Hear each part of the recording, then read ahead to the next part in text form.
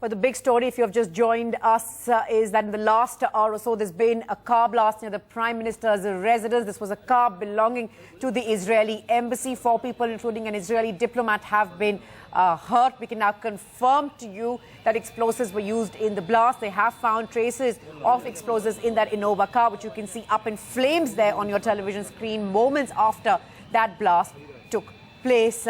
This coming on a day when an attack outside the Israeli embassy in Georgia was foiled.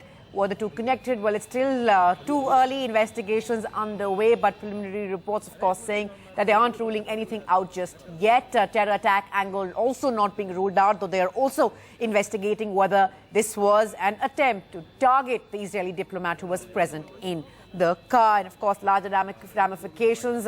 All missions and embassies in the country now on alert. Shruti Ranjan Sains are joining us for more on this. Shruti, what more can you add? Well, Natasha, not really. The details that we have got from the Ministry of Home Affairs and other investigators on this. One, the fact is that this motorcycle, there was a motorcycle, it appears, that had been following this car, and it had stuck the explosives onto the car before whizzing out. And the car at that particular point of time was waiting at a red light. So it was stationary. The explosives were apparently stuck onto the car, and then the biker drove away. It is only then that the explosions happened. The Ministry of Home Affairs, we are being told, has put all embassies and consulates across the country on high alert following this explosion. There have been 4 people who are injured in this, including one Israeli diplomat. The rest 3 all Indians, including the driver of the vehicle. The 2 others, we are told, were traveling on another vehicle next to this on an Indica car, which it's not at all connected. They were just got caught into the blast that has happened. So this is the update that is coming in. Right, Shruti, just stay with us. Let me just remind our viewers what's happened there. Those images that you're seeing, of course, amateur video there on a mobile phone of that Innova car belonging to the Israeli embassy that went up in flames shortly after the explosion. It's been described as a very loud explosion, as you can tell by the aftermath there. In fact, we just heard from an eyewitness who also said that there were bystanders who rushed and helped getting all those occupants of the car out.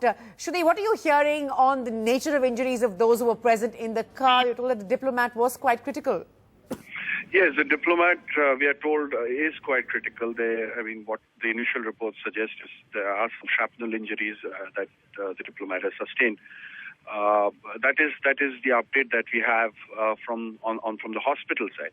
But interestingly, Natasha, one more fact is that there are no CCTV footages in that area that the Delhi police has been able to get, because there was a hope that since it's a high security area with several ministers and dignitaries staying, there would be some amount of CCTV coverage. That was the hope that the police was banking on to zero in on the biker. But now we are being told by our sources that absolutely no CCTV footages, no cameras have been able to pick up anything. NDTV's cricket app, Android and iPhone, fastest scorecard, special analysis, and much more. Download free. ndtv.com/apps.